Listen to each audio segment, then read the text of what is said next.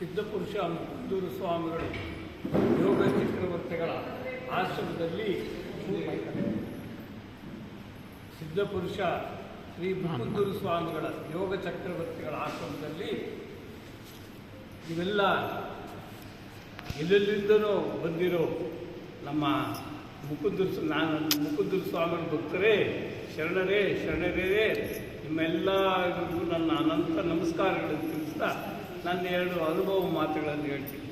ನಾನು ಬಸವಲಿಂಗರಾಜಯ್ಯ ಅಂತ ನನ್ನ ಹೆಸರು. ನಮ್ಮ ತಾಯಿಗೆ 10 ಜನ ಮಕ್ಕಳು, ಮೊದಲೇ ಮಗ ನಾನು.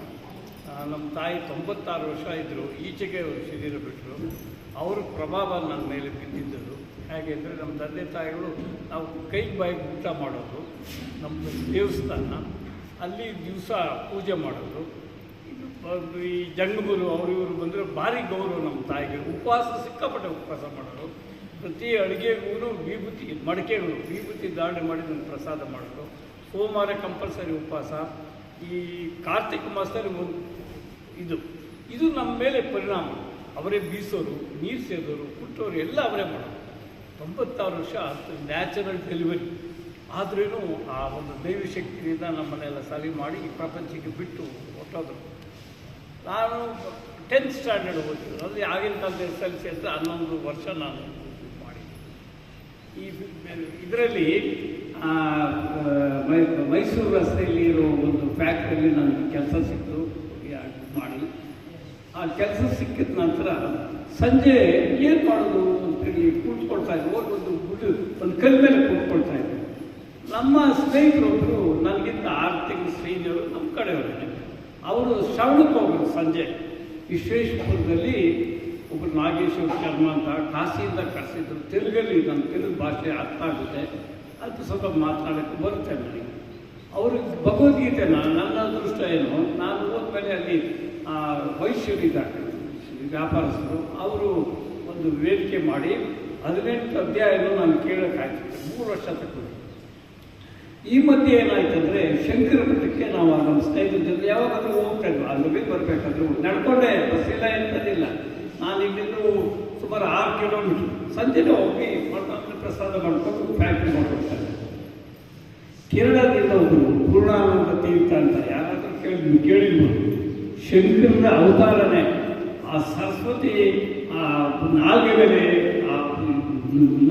ಇದು ಮಾಡಬೇಕಾಗಲ್ಲ, ಆ ಥರ ಒಬ್ಬ ಸ್ವಾಮಿಗಳು.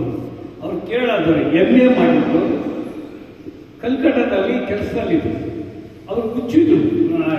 ಅಲ್ಲಿ ಒಬ್ಬರು ಮಹಾತ್ಮರು ಕಲ್ಕಟ್ಟದಲ್ಲಿ ಇರೋರು ಗೃಹಸ್ಥರಂತೆ. ಇವರು ಇದರಲ್ಲಿ ಪಾರ್ಕ್ಗಳಲ್ಲಿ ಅಲ್ಲಿ ಕೊಡಬೇಕು, ಮೆಡಿಟೇಷನ್ ಧ್ಯಾನ ಮಾಡ್ತಾ ಇದ್ದಾರೆ.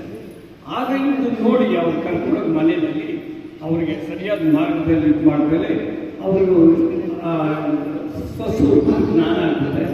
ಆಗ ಅವ್ರ ಗುರುಗಳು, ಅವರ ಗುರುಗಳ ಪತ್ನಿ, ನೀನು ಇಲ್ಲೇ ಇರಬೇಡ, ಪ್ರಪಂಚಕ್ಕೆ ಹೋಗು, ಪ್ರಚಾರ ಮಾಡಿ ಜ್ಞಾನ ಅಂತ ಹೇಳ್ತಾರೆ. ಶಂಕರ ಮಠಕ್ಕೆ ಬರ್ತಾರೆ. ಆ ಶಂಕರ ಮಠದಲ್ಲಿ ಉಪದೇಶ ಸಾಲ ರಮಣ ಮಹರ್ಷಿಗಳು ಇಷ್ಟು ಚೆನ್ನಾಗಿ ಪ್ರವಚನ ಮಾಡಿದ್ರೆ ಇವತ್ತು ನನ್ನ ಕಿವಿನಲ್ಲಿದೆ. ಹೀಗೆ ಪ್ರತಿ ವರ್ಷ ಬರೋರು ಬೆಂಗಳೂರಿಗೆ. ಆ ನಂತರ ಅವರು ಆ ಮಧ್ಯೆ ಏನಾಯ್ತಂದರೆ ಶಂಕರ ಮಠದಲ್ಲಿ ಇರಬೇಕಾದ್ರೆ ಅವರು ಇನ್ನೊಂದು ವರ್ಷ ಪ್ರವಚನ ಮಾಡಬೇಕಾದ್ರೆ, ನಾನು ಬೆಳಗಾವಿನಲ್ಲಿದ್ದಾಗ ಪ್ರವಚನ ಮಾಡ್ತಾ ಇರಬೇಕಾದ್ರೆ ನೀವು ವಿಚಾರ ಚಂದ್ರೋದಯ ಅಂತ ಒಂದು ಪುಸ್ತಕ ಇದೆ, ನೀವು ಯಾಕೆ ತಗೊಂಡು ಕನ್ನಡಿಗರು ಓದಬಾರ್ದು ಅಂತ ಹೇಳ್ಬಿಟ್ಟು ಹೇಳಿದ್ರು. ನಾನು ಅದರ ಅಡ್ರೆಸ್ಸಲ್ಲಿ ಇದ್ದರೆ ನಾನು ಇದ್ದಿದ್ದ ಪಕ್ಕದಳ್ಳಿಯಲ್ಲೇ ಆಶ್ರಮ ಇತ್ತು. ಅವರಿಗೆ ಸ್ವಾಮಿಗಳಿಗೆ 90-92 ವರ್ಷ ವಯಸ್ಸಾಗಿರಬೇಕು. ಸಿದ್ಧಾರೂಢ ಸ್ವಾಮಿ ಶಿಷ್ಯರು, ಮಹಾನ್ ಚೇತನ, ಮಹಾನ್ ಇವರು ತಪಸ್ವಿಗಳು, ದಂಪತಿ ಗೃಹಸ್ಥರು. ಹುಡ್ಕೊಂಡು ಹೋದೆ. ನನಗೆ ಹೋದ ಮೇಲೆ ಈ ಪುಸ್ತಕ ಬೇಕು ಅಂತ ಕೇಳಿದ ಮೇಲೆ ಪುಸ್ತಕ ತಗೊಂಡು ಈ ಸ್ವಾಮಿ ವಿಚಾರ ಹೇಳಿದ್ರು. ಆಮೇಲೆ ಅವರು ಹೇಳಿದ್ರು, ನೋಡಿ ಇದು ಆರೇಟರ್ ಅಂದರೆ ಟ್ಯೂಟರು, ಟೀಚರು, ಲೆಕ್ಚರರು, ಪ್ರೊಫೆಸರು, ಆರೇಟರ್. ಇಷ್ಟು 5ನೇ ಹಂತದಲ್ಲಿ ಅವರು ಭಾಷಣ ಮಾಡ್ತಾ ಇದ್ದಾರೆ. ನೀವು ಟ್ಯೂಟರ್ ಅಂದರೆ ನೀವು ಇನ್ನೂ ಎಡೆ ಮಕ್ಕಳು, ನೀವು ಅಧ್ಯಾತ್ಮದಲ್ಲಿ ನೀವೇನೇ ಕೇಳಿದ್ರೂ ರೀತಿ ಅನುಭವಸ್ಥರಿಂದ ತಗೋಬೇಕು ಅಂತ ಹೇಳಿ ಹೋಗ್ಬೇಕು ಕೊಟ್ಟರು. ಆಗ ನಾನು ನನ್ನ ಸ್ನೇಹಿತ ಮಹಾನ್ ಜ್ಞಾನಿಯವರು ಸಸೂರು ಪತ್ತಿರಕೊಂಡು ಅವ್ರ ಹತ್ರ ನಾವು ಸೇವೆ ಮಾಡಿಕೊಂಡು ಇದಾಯಿತು, ಶರೀರ ಬಿಟ್ಬಿಟ್ಟು. ಹೀಗಾಗಿ ರಮಣ ಮಹರ್ಷಿಗಳು ಉಪದೇಶ ಸದ್ದರ್ಶನ ರಮಣ ಸುಮಾರು ಸಾರಿ ನಮ್ಮ ಫ್ಯಾಕ್ಟ್ರಿ ಹುಡುಗರೆಲ್ಲ ಕರ್ಕೊಂಡು ಬರ್ತಾ ಇರಬೇಕಾದ್ರೆ ನನಗೆ 39 ವರ್ಷ ಸರ್ವಿಸ್ ಮಾಡಿದ್ದ ಫ್ಯಾಕ್ಟ್ರಿಯಲ್ಲಿ. 1900 ಈ ಹಿಂದೆ ನಿಜಗುಡು ಶಾಸ್ತ್ರ ಅವೆಲ್ಲ ಯೋಗಿಗಳಿದನ್ನೆಲ್ಲ ಅಲ್ಪ ಸ್ವಲ್ಪ ನನಗೆ ಅರ್ಥ ಮಾಡ್ಕೊಂಡಿದ್ದೆ. ಮನೆಯಲ್ಲಿ ಇರಬೇಕಾದ್ರೂ 95 ವರ್ಷ ಸರ್ವಿಸಲ್ಲಿದ್ದೆ. ಆಗ ರಾಜು ಪತ್ರಿಕೆ, ವೈಕುಂಠ ರಾಜು ಅಂತಂದೆಲ್ಲ ಕೇಳಿದ್ರು. ರಾಜು ಪತ್ರಿಕೆ ಅನ್ನೋ ಒಂದು ಪತ್ರಿಕೆಯಲ್ಲಿ ನಮ್ಮ ಈ ಏಕದಾಗೆಲ್ಲ ಇದ್ದ ಪುಸ್ತಕ ದಾವಣಗೆರೆಯಲ್ಲಿ ಬಿಡುಗಡೆ ಮಾಡಿದ್ರು. ಆ ದಾವಣಗೆರೆಯಲ್ಲಿ ಬಿಡುಗಡೆ ಮಾಡಿದಾಗ ಇವರು ವೈಕುಂಠರಾಜವರು ಅದ್ರ ಬಗ್ಗೆ ರಿವ್ಯೂ ಅದನ್ನು ಕುರಿತು ಒಂದು ಪೇಪರ್ ಅವರ ಪತ್ರಿಕೆಯಲ್ಲಿ ಬರ್ಕೊಟ್ಟಿದ್ರು. ಅದನ್ನ ತಗೊಳ್ಳೋದೇ ಇಲ್ಲ, ಅಕಸ್ಮಾತ್ ಸಿಕ್ತು, ನನಗೆ ಕೊಂಡ್ಕೊಳ್ಳಲಿಲ್ಲ. ಇದರಲ್ಲಿತ್ತು ಇವರು ಯಾರು ಈ ಥರ ಇದೆ ಅಧ್ಯಾತ್ಮ ಜೀವಿ ಗೊತ್ತಾಗೋಗುತ್ತೆ. ಸತ್ಮೇಲೆ ಎಂತದ ಮಗ ಸಮಾಧಿ, ಬದುಕಿರೋಲ್ಲ ಹಾಕಬೇಕು ಸಮಾಧಿ ಅಂತ ಹೇಳ್ತಾರೆ, ಅದನ್ನು ಹಾಕಿದ್ರು. ಅವ್ರು ಯಾರೋ ಬರ್ತಾರೆ, ಬಂದ್ಬಿಟ್ಟು ಸ್ವಾಮಿಗಳಿಂದ ಮುಕುಂದರ ಸ್ವಾಮಿಗಳಿಂದ ತುಂಬ ಅನುಗ್ರಹ ಪಡ್ಕೊಂಡಿರ್ತಾರೆ. ಶಾಸ್ತ್ರಿಗಳು ಮತ್ತು ಸ್ವಾಮಿಗಳು ಒಂದು ರಾತ್ರಿ ನಡ್ಕೊಂಡು ಹೋಗ್ಬೇಕಾದ್ರೆ ಬೆಳದಿಂಗಳಲ್ಲಿ ಒಂದು ಹುಲ್ಲಿನ ಇದ್ರ ಮೇಲೆ ಮಲಗಿರ್ಬೇಕಾದ್ರೆ ಆ ಊರಿನೊಳಗೆ ಬರ್ತಾರೆ, ಯಾರೆಲ್ಲಿ ಮಲಗಿದ್ದಾರೆ ಅಂದಾಗ ಕೇಳ್ತಾರೆ, ಗೊತ್ತಿಲ್ಲ. ಸ್ವಾಮಿಗಳು ಅಯ್ಯೋ ಬುದ್ಧಿ ನೀವಿಲ್ಲಿದ್ದೀರಾ, ಯಾಕೆ ಇಲ್ಲಿದ್ದೀರಾ ಇಲ್ಲಿ ಹಾಗೆ ಅಂತ ಹೇಳ್ತಾರೆ. ಬರೀ ನಮ್ಮ ಮನೆಗೆ ಅಂತ. ಈ ಮನೆಗೆ ವಿಶ್ವದಲ್ಲಿ ಯಾಕಪ್ಪ ಇಲ್ಲ ಬರಲ್ಲ, ಆಗಲ್ಲ ಅಂತೇಳಿ ಹೇಳಿದ್ರೆ ಅವನು ಹೋಗಲ್ಲ, ಇಲ್ಲ ಬಂದೇ ಬರ್ತಾರೆ. ಹಾಗೆ ಏನು ಹೇಳ್ತಾರೆ, ಇವತ್ತು ಯಾವ ಬುಧವಾರ ಹೋಗಿ ಸನ್ಯಾಸಿ ಮನೆ ಕರಿತೇನೋ ನಿಮ್ಗೆ ಒಳ್ಳೇದಾಗ್ತದೆ ಓಡೋಗ್ತಾರೆ.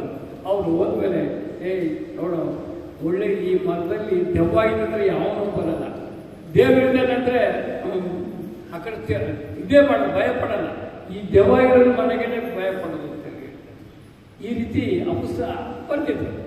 ಆ ನಂತರ ಏನು ಮಾಡಿದ್ರೆ ಎಲ್ಲಿದೆ ಅವ್ರು ಅಸ್ಪಷ್ಟವಾಗಿ ಅಡ್ರೆಸ್ ಸರಿಯಾಗಿ ಕೊಟ್ಟಿದ್ದಾರೆ, ಇವಾಗ ನೋಡ್ರೆ ಗೊತ್ತಾಗುತ್ತಲ್ಲ ಎಲ್ಲಿದೆ ಕನವಸ್ ಗೊತ್ತಾಯ್ತಲ್ಲ, ಸಿಕ್ಕಲಿಲ್ಲ.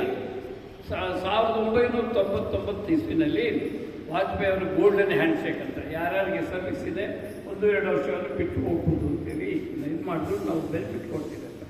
ನಮಗೆ 4 ಜನ ಮಕ್ಕಳು, ಒಂದು ಹೆಣ್ಣು ಮಗು, 3 ಗಂಡು ಮಕ್ಕಳು, 2 ಪಾಸ್ ಮಾಡಿದ್ರು, ಇನ್ನಿಬ್ಬರು ಇಂಜಿನಿಯರಿಂಗ್ ಓದ್ತಾ ಇದ್ರು. ನಾನು ಈ ಥರ ಡಿಸೈನ್ ಎದಾಕಿದ್ರು ಬೆನಿಫಿಟ್ ಕೊಡ್ತಾರೆ. ನಾನು ಯಾವುದೋ ಒಂದು ಕೋರ್ಸ್ ಡಿಸೈನ್ ಮಾಡು ಸರ್.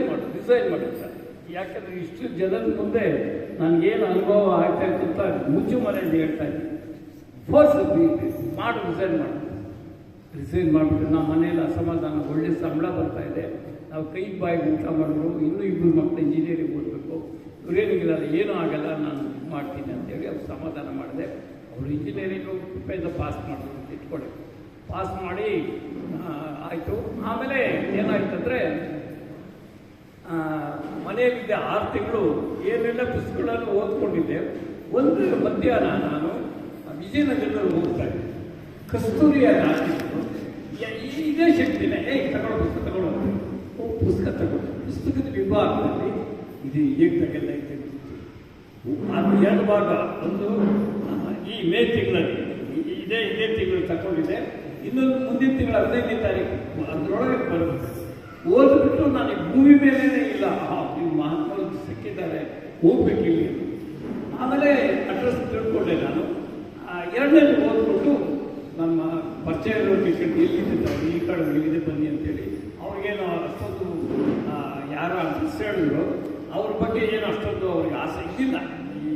ಅದು ಕಾಲೇಜಲ್ಲಿ ಓದಿದ್ರೆ ಅದರ ಸಬ್ಜೆಕ್ಟ್ ವಿಷಯ ಗೊತ್ತಿರ್ತಾರೆ. ಅವರು ಬೇರೆ ಕಾಲೇಜಲ್ಲಿ ಓದಿದ್ರು. ನಾವು ಅದಕ್ಕೆ ಏನಪ್ಪ ನಮ್ಮ ಕಾಲೇಜ್ ಬಗ್ಗೆ ನಮಗೆ ನಮ್ಮ ಕಾಲೇಜು, ನಮ್ಮ ಪ್ರೊಫೆಸರ್ಸು, ನಮ್ಮ ಡಿಗ್ರಿ ಇರ್ತದೆ ಹಾಗೆ ಅಂತ ನಾವೆಲ್ಲ ಕಲ್ಪನೆ ಮಾಡ್ಕೊಳ್ತೀವಿ. ಆ ಸುಗುಣ ಅವರಲ್ಲಿ ಇರಲಿಲ್ಲ. ಆಮೇಲೆ ಬಂದಾದ್ಮೇಲೆ ಇದೇ ಮಠ ನೀವು ಹಳೇ ತಿರುಗಿ ಸ್ವಾಮಿ ನೋಡಿದ್ದಾರೆ. ಎಲ್ಲ ಮಧ್ಯಾಹ್ನ 2 ಗಂಟೆಗೆ ಹಿಂದೆ ಬಂದಾದ್ಮೇಲೆ ಒಬ್ಬ ಲಂಬಾಡಿ ಹೆಣ್ಣು ಇರು ವಿಭೂತಿ ದಾಳಿ ಮಾಡಿಕೊಂಡು 4 ಚೌಕಾಕಾಗಿರೋ ಇದು ಕಟ್ಟಡ ಮುಕುಂದ ಸ್ವಾಮಿ ಕೈಯಲ್ಲಿ ಮಣ್ಣಲ್ಲಿ ಪಕ್ಕ ಸೇರ್ಕೊಂಡು ಕಟ್ಟಿದ್ದು. ಮಧ್ಯೆ ಅವರು ಎಲ್ಲಿ ಅವರು ಪ್ರವಚನ ಮಾಡ್ತಾಯಿದ್ರು ಅದೇ ಜಾಗದಲ್ಲಿ ಅವ್ರನ್ನ ಸಮಾಧಿ ಮಾಡಿದ್ದಾರೆ. ಈ ಮಧ್ಯ ಜಾಗದ ಖಾಲಿ ಜಾಗ, ಇಲ್ಲಿ ಸೂರ್ಯ ಇಲ್ಲ, ಅಲ್ಲಿ ಓದ್ತಾ ಇದೆ. ಒಳಗಡೆ ಬಂದ್ವಿ ನಾವು. ನಾನು 4 ಹೊತ್ತಾಗೋಷ್ಟು ಊಟ ಕುಡಿಯೋಕ್ಕೆ ಇವಾಗಲೂ ಅಷ್ಟೇ ತಗೊಂಡು ಬಂದಿಲ್ಲಿಗೆ ಬಂದಾದ್ಮೇಲೆ ನಾನು ಇವತ್ತು ಬೆಂಗಳೂರಿಂದ ಬಂದಿದ್ದು ಇಲ್ಲಿ ಇರ್ಬೋದೇನಮ್ಮ ನಾನು ಇವತ್ತು ಕೇಳಿದೆ. ಆಗ ಒಳಗಡೆಯಿಂದ ಇವರು ಸನ್ಯಾಸಿಗಳು ನಮ್ಮ ಬಸವಲಿಂಗ ಸ್ವಾಮಿಗಳು ಚಿಕ್ಕ ವಯಸ್ಸಿಗೆ ಅವಾಗೇನಿದ್ರು 30 ವರ್ಷ ಇರ್ಬೋದು, 30 35 ಹೇಳಿದ್ರು. ಇವರು ಸನ್ಯಾಸಿ ಒಳ್ಳೆ ವಿವೇಕಾನಂದ ನೋಡ್ದಂಗೆ ಆಗ್ತದೆ. ಒಳಗಡೆಯಿಂದ ಬಂದು ವಿಶ್ರಾಂತಿ ಮಾಡ್ತಾಯಿದ್ರು. ಒಳಗಡೆಯಿಂದ ಬಂದು ಬಂದು ನೋಡಪ್ಪ, ಇದು ನಿಮ್ಮದು ಆಶ್ರಮ, ನಾನು ನಿಮ್ಗೆ ಸೇವೆ ಮಾಡೋಕ್ಕಿದ್ದೀನಿ ಅಂತ ಹೇಳಿದ್ರು. ಯಾರಾದ್ರೂ ಗುರುಗಳು ನೋಡಿದಾಗ ನೋಡಿ ಟಿ ವಿ ಎಲ್ಲ ಹೆಂಗಿರ್ತದೋ ಅದೆಲ್ಲ ಏನಿಲ್ಲ. ನಿಮ್ಮ ಸೇವೆ ಮಾಡೋಕ್ಕೆ ಬರೀ ಇರೋದು ನಾನು ಪ್ರಸಾದ ಆಗಿದೆ ಮಾಡಿ ಆ ನಂತರ ಮಾತಾಡ ಬುದ್ಧಿ ನಾವು ಈ ರೀತಿ ಪ್ರಸಾದ ತಂದು ಬಿಡ್ತೀವಿ ನಾವು ಆಮೇಲೆ ಎಲ್ಲ ತೋರಿಸ್ಬೇಕು. ನಾನು ಕುಡಿಯೋದು ಒಂದು ವಾಕ್ಯ ನೋಡಿ ಆಶ್ರಮ ಎಲ್ಲ ನೋಡಿ ಅಷ್ಟು ಆನಂದ ಆಗೋದು. ಸಂಜೆ ಆಯಿತು. ಆಮೇಲೆ ದಾರಿನಲ್ಲಿ ಬರಬೇಕಾದ್ರೆ ಒಬ್ಬ ಕುರಿ ಕಾಯಿಲ್ಲ. ಅವ್ನು ಕೇಳಿದ್ವಿ ಎಲ್ಲಿದೆ ಮಠ ತೋರಿಸುವಾಗ ಅವ್ನು ಹೇಳ್ದ ಎಲ್ಲ ಎಷ್ಟೊತ್ತು ಕುಡಿಯುತ್ತಾರೆ, ರಾತ್ರಿ 12 ಗಂಟೆ ಆಗುತ್ತೆ, ಪ್ರಸಾದ ಎಲ್ಲ ಅವಾಗ ಕೊಡೋದು ಅಂತ ಹೇಳಿದ್ರೆ ಹುಡುಗನ ಬಹುಶಃ ಟೈಮ್ ಇಲ್ಲ, ಅವ್ನು ಗೊತ್ತಿಲ್ಲ ಅಂದ್ಕೊಂಡು ನಾವು ಬಂದ್ವಿ. ಇಲ್ಲಿ ಮೀಸಲು ಬುತ್ತಿ ಅಂತ ಪೇಪರಲ್ಲಿ ಇದರಲ್ಲಿ ಏಕಗಲಂಕಲ್ಲಿ ಬರೆದಿದ್ದಾರೆ. ಮೀಸಲು ಬುತ್ತಿ ಅಂತೇಳಿ ಹಾಗೆ ಇಟ್ಟು ಅವರವ್ರಿಗೆ ಏನೇನು ಶಕ್ತಿ ಅನುಸಾರ ಭಕ್ತಿ ಶಕ್ತಿ ಅವರವ್ರ ಕೆಪಾಸಿಟಿ ಮೇಲೆ ತಂದೆಲ್ಲ ಒಂದು ಕಡೆ ಹಾಕಿದ್ರು. ಬಂದವರೆಲ್ಲ ಸೇರಿ ನಿಮಗೆ ಎಲ್ಲ ಹೆಣ್ಣು ಮಕ್ಕಳು ಭಕ್ತರು ಶರಣರು 2 ಕಡೆ ಅದನ್ನು 4 ಭಾಗ ಮಾಡ್ತಾರೆ ನೋಡಿ. ಅದರ ವಿಶೇಷ ಒಂದು ಭಾಗ ಆಶ್ರಮದನ್ನೆಲ್ಲ ಶುದ್ಧಿ ಮಾಡೋದು, ಇನ್ನೊಂದು ಭಾಗ ತರಕಾರಿನೆಲ್ಲ ಕ್ಲೀನ್ ಮಾಡೋದು, ಇನ್ನೊಂದು ಭಾಗ ನೀರು ತಂದು, ಇನ್ನೊಂದು ಭಾಗ ಚಾಪಿಗೆ ಬಿಡೋಕ್ಕೆ ರೆಡಿ ಮಾಡ್ತಾರೆ. ಎಲ್ಲ ಯಾರ್ಯಾರು ಹೇಳೋಕ್ಕೆ ಅವರೇ ಎಲ್ಲ ಮಾಡ್ತಾರೆ. ಸ್ವಾಮಿಗಳು ಬಂದರು. ಆಮೇಲೆ ಇದೇ ರೀತಿ ನಮ್ಮ ಗುರುಗಳ ಜೊತೆಗೆ ನಾವು ಮಾತಾಡಬೇಕು. ಈಗ ನಮ್ಮ ಟ್ರಸ್ಟಿನ ಸೆಕ್ರೆಟರಿ ಇದ್ದಾರೆ, ಇವರು ತುಂಬ ಮಾಡ್ತಾಯಿದ್ದಾರೆ. ಮಾತಾಡಿ ನಾನು ಮಾತಾಡೋಕ್ಕೆ ಬಿಟ್ಟರು. ಅಲ್ಲಿ ನಾನು ಹೇಳಿದೆ ನೋಡಿ ಮುಕುಂದ ಸ್ವಾಮಿ ಅಂದರೆ ಹಾಗೆ ಏನು ಅಂತೇಳಿ ನಾನು ತುಂಬಾ ಉತ್ಸಾಹ ಆನಂದವಾಗಿ ಮಾತಾಡ್ತೇನೆ. ಸುಮ್ಮನೆ ಬೆಳಿಗ್ಗೆ ಹೋಗ್ಬೇಕನ್ನ ಆಮೇಲೆಲ್ಲ ಆಯಿತು. ಪ್ರಸಾದ ಮಾಡಬೇಕಲ್ಲ, ಪ್ರಸಾದ ವಿತರಣೆ ಮಾಡೋದು ಇಲ್ಲಿ ದಾರಿ 2 ಬದಿಯಲ್ಲಿ 2 ಕಡೆ ಕೂತ್ಕೋತಾರೆ. ಕೂತ್ಕೊಂಡು ಹೀಗೆ ಕಾಲ ಮೇಲೆ ಕೂತ್ಕೊಂಡು ಆ ಪ್ರಸಾದ ಮಾಡ್ತಾರೆ. ಧೂಳೆಲ್ಲ ಕೂತು ಅದರಲ್ಲಿ ಊಟ ನಾನು ಫೋಟೋ ತೆಗೆದಿದ್ದೀನಿ. ಗಂಜಲ ಇದೆ, ಅದರಲ್ಲಿ ಗಂಜದ ಮೇಲೆ ಕೊಡ್ತಿದ್ದೀನಿ. ಅಲ್ಲೇ ತಗೋಬೇಕು, ವಿಧಿ ಇಲ್ಲ. ಸುತ್ತು ಇದೆಲ್ಲ ಏನು ಡೆವಲಪ್ಮೆಂಟ್ ಇಲ್ಲ. ನಾನು ಸ್ವಾಮಿ ಯೋಗ ಚಕ್ರವರ್ತಿಗಳು ರಚಿಸಿದ ಒಂದು ಬಾವಿ ಇತ್ತು, ನೀರಿಲ್ಲ ಅದೆಲ್ಲ. ಅದು ಗುರುಗ್ರಹ ಅದರ ಬಿಲ್ಡಿಂಗ್ ಬರಬೇಕಾದ್ರೆ ಈ ಮಧ್ಯೆ ಅದು ಸೇರ್ಕೊಳ್ತಾರೆ. ಬೆಳಗ್ಗೆ ನಾನು ಹೇಳಿದೆ ರಾತ್ರಿ ಆಗಿದ್ದಕ್ಕೂ ಸ್ವಾಮಿಗಳ ಹತ್ರ, ನೋಡಿ ನಮ್ಮ ಸಮಾಜ ಇಷ್ಟು ಬೆಳೆದಿದೆ, ಇವರು ಮಹಾಮಹಿಮರು ಯೋಗಿಗಳು, ಯಾತಕ್ಕೆ ನೀವು ಒಂದು ಇದಕ್ಕೆ ನೀವು ವ್ಯವಸ್ಥೆ ಮಾಡಬೇಕು ಅಂತ ಕೇಳೋದಕ್ಕೆ ಹೋಗ್ರಿ ಬಂದವರೆಲ್ಲ ಪುಕ್ಸಟ್ಟೆ ಸಲಹೆ ಕೊಡ್ತಾರೆ ನನಗೆ, ಎಲ್ಲರೂ ಯಾರು ಬರೋಲ್ಲ ಪಟ್ಟತ್ತು ಅಂತ ಅದಾದಾಗ ಅನುಭವ ಆಗಿದೆ. ಹೀಗೆ ನಡ್ಕೊಂಡು ಹೋಗಿ ಆಗ ನಮ್ಮ ಮನಸ್ಸಿಗೆ ಅನಿಸಿದ್ದು ಒಳಗಡೆಯಿಂದ ಅದೇ ಅಂತರಾತ್ಮ ಯಾವುದು ರಿಸೈನ್ ಮಾಡು ಅಂತೇಳಿ ಹೇಳ್ತಲ್ಲ, ಅದೇ ಅಂತರಾತ್ಮ ಅದೇ ರೀತಿ ಇದು ಕೊಡ್ಬಾರ್ದು ಅದು ಕೇಳಿದೆ. ನೋಡಿ ನೀನೇ ಯಾಕೆ ಮಾಡು, ಅದು ಮುಖ್ಯ ಪ್ರಾಮಾಣಿಕತೆ ಬೇಕು, ಅದು ನಾನು ಕೊಡ್ತೀನಿ, ಇದು ಮಾಡು ಸುಮ್ಮನೆ ನೋಡಿ. ಆಮೇಲೆ ಆ ನಂತರ ನಾವು ಬೆಂಗಳೂರಿಗೆ ಬಂದು ಷಡಕ್ಷರಿಯವ್ರನ್ನ ನಾವು ಮೀಟ್ ಮಾಡಿದ್ವಿ. ಫಸ್ಟು ಅವ್ರು ಯಾವಾಗಲೂ ಒಂದು ಸಾರಿ ರಮಣಶ್ರೀ ಅವರು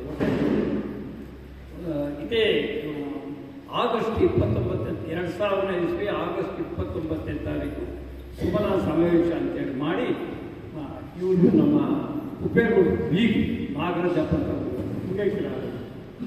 ಅವರು ನಾವೆಲ್ಲ ಸೇರಿಕೊಂಡು ಯಾವ್ಯಾವೆಲ್ಲ ಒಂದು ಸಂಘಟನೆ ಮಾಡಿ ಒಂದು ಸುಮನ ಸಮಾವೇಶ ಅಂತೇಳಿ ಮಾಡಿ ಜನಗಳೆಲ್ಲ ಬೆಂಗಳೂರಿನಿಂದ ಷಡಕ್ಷರ ಕಡೆ ಚೀಫ್ ಇಂಜಿನಿಯರು IAS ಆಫೀಸರ್ ಯಾರು ಸುಮಾರು ಜನ ಸುಮನ ಸಮಾವೇಶದಲ್ಲೇ ನಾನು ಪ್ರಸ್ತಾಪ ಇಟ್ಟೆ. ನೋಡಿ ಈ ಥರ ಇದೆ, ಕೇಳಿದ್ವಿ ಯಾಕೆ ಬರಬೇಕು, ಅಲ್ಲಿ ಪ್ರಸಾದ ಮಾಡೋದಕ್ಕೆ ಸೂರು ಹಾಕಬೇಕು. ಆ ನಂತರ ಏನಾಯ್ತಂದರೆ ಫಸ್ಟು ಡಿಕ್ಲೇರ್ ಮಾಡಬೇಕು, ನನ್ನ ಸ್ನೇಹಿತ 10,000 ರೂಪಾಯಿ ನಾನು ಸುಮಾರು 2 ಲಕ್ಷ ಕಲೆಕ್ಷನ್ ಆಗುತ್ತೆ. ಆ ಷಡಕ್ಷರಿಯವರು ಹೇಳಿದ್ರು, ನೀವು ನನ್ನ ಆಫೀಸ್ಗೆ ಬನ್ನಿ, ಅಲ್ಲಿ ಮಾತನಾಡೋಣ ಅಂತೇಳಿ ಹೇಳಿದ್ರು. ಅಲ್ಲಿ ಗ್ರಾಮ ತಾನೇ, ನಾನೇ ಒಂದು ಶೆಡ್ ಹಾಕ್ಕೊಟ್ಬಿಡ್ತೇನೆ, ನೀವು ದುಡ್ಡು ಇಟ್ಕೊಂಡು ಮಾಡಿ. ಇಲ್ಲಿ ಚಿದಾನಂದ್ ಅಂತ ಆರ್ಕಿಟೆಕ್ಟ್ ಇದ್ದಾರೆ, ಇಲ್ಲೇ ಅವ್ರನ್ನೂ ಕರ್ಕೊಂಡು ಹೋಗಿದ್ದೆ ನಾನು. ಈ ಬಿಲ್ಡಿಂಗ್ ಅವ್ರ ಹೆಡ್, ಅವರಿಬ್ಬರು ಇಂಜಿನಿಯರ್ಸ್ ಇಬ್ಬರು ಡಿಸೈನರ್ಸ್. ಆಯಮ್ಮನೇ ಇದನ್ನು